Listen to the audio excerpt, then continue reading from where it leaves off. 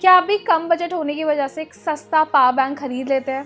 हालांकि ये जो पावर बैंक्स है ना, ये काम तो अच्छे से करते हैं, लेकिन इसके बहुत से नुकसान हो सकते हैं। इसी से मिलता जुलता एक अपडेट मैं आपको बताती हूँ। भारत सरकार चाइनीज़ पावर बैंक के इंपोर्ट को कंट्रोल करने पर विचार कर रही है। इनकी कीमत तो कम होती है, लेकिन सेफ्टी और परफॉर्मेंस कमज़ोर होने की वजह से इन्हें रोका जाना चाहिए। मार्केट में आजकल जितने भी पावर बैंक्स मिलते हैं, उनमें ज़्यादातर जितने पावर बैंक्स हैं, उनकी कैपेसिटी और उनकी परफॉर्मेंस जो है वो डिफरेंट होती है। जैसे वो आपको बोलेंगे कि इसकी कैपेसिटी 10,000 mAh की है, लेकिन उनकी जो परफॉर्मेंस होती है वो काफ़ी ज़्यादा लो होती है। और इसी के चलते हाल ही में भारत सरकार ने 2 चाइनीज़ कंपनियों के रजिस्ट्रेशन भी कैंसिल किए हैं। वैसे चाइनीज़ पावर बैंक की जो डिमांड है ना, वो काफ़ी तेज़ी से बढ़ रही है, लेकिन अब इस पर सरकार की तरफ से बड़ी कार्रवाई भी की जा सकती है। भारत सरकार ऐसे पावर बैंक के इंपोर्ट को कंट्रोल करना चाहती है जो कि फेक दावा करते हैं या जो कंज्यूमर्स हैं उनको गुमराह करते हैं। दरअसल ये पावर बैंक्स जो कंपनीज हैं, जैसे मैंने आपको बताया, ये दावा करती है, जैसे मान लीजिए कि एक पावर बैंक की जो कैपेसिटी है वो बोलेंगे कि 100% कैपेसिटी के साथ आते हैं, लेकिन वो जो परफॉर्म करते हैं वो निकलती है 50 से 60% की कैपेसिटी।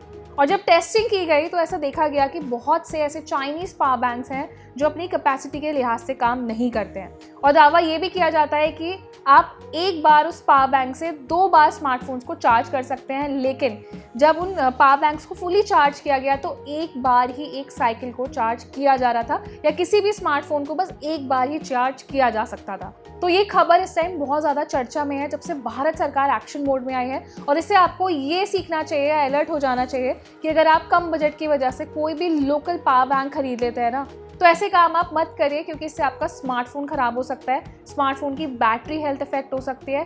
इवन जैसे ही पावर बैंक बनाए जाते हैं, इनसे बहुत सारे प्राइवेसी कंसर्न्स भी आ जाते हैं। तो इसी के चलते ब्यूरो ऑफ इंडिया स्टैंडर्ड्स यानी कि BIS ने हाल ही में 2 चाइनीज़ कंपनियों के रजिस्ट्रेशन को कैंसिल कर दिया था, जिसके बाद से इनके जो प्रोडक्ट्स हैं उनको भी मार्केट से हटा दिया गया। और इवन एक रिपोर्ट में ये भी बताया गया कि जितने भी ये पावर बैंक सेल होते हैं, इनके जो सप्लायर्स हैं वो लिस्ट में सबसे टॉप पर नज़र आते हैं। अब इसमें जो मोस्टली एग्जांपल्स देखे गए वो ये थे कि जो 10,000 mAh की कैपेसिटी वाले पावर बैंक्स थे, उसमें केवल 4,000 से लेकर 5,000 mAh तक की कैपेसिटी होती थी। तो ऐसे में जब भी आप कोई एक नया पावर बैंक खरीदते हैं तो कोशिश करें कि वो एक चाइनीज़ पावर बैंक ना हो, या फिर आप किसी एक रिनाउंड या ब्रांडेड कंपनी का ही पावर बैंक खरीदें। साथ ही में जितने भी ई-कॉमर्स प्लेटफॉर्म्स हैं उस पर ऐसे चाइनीज़ पावर बैंक्स काफ़ी ज़्यादा सेल किए जाते हैं सस्ते प्राइस में। तो इस झांसे में ना फंसे, आप किसी ऑफिशियल वेबसाइट के ज़रिए या ऑफिशियल स्टोर से जाके भी एक पावर बैंक खरीद सकते हैं। देखिए, शायद बजट कम होगा तो आप चाहे तो कम बजट में भी एक कंपनी का ही पावर बैंक खरीदें, क्योंकि ऐसे में क्या होगा ना कि आपसे सिर्फ दावा किया जाएगा, लेकिन आपको ये नहीं पता है कि वो पावर बैंक कैसे काम करते हैं। ऑन पेपर्स आपको दिखा दिया जाएगा कि 10,000 mAh की कैपेसिटी है, बहुत जल्दी आपका फ़ोन चार्ज होगा, बहुत लॉन्ग लास्टिंग होगी, लेकिन असलियत कुछ और होती है।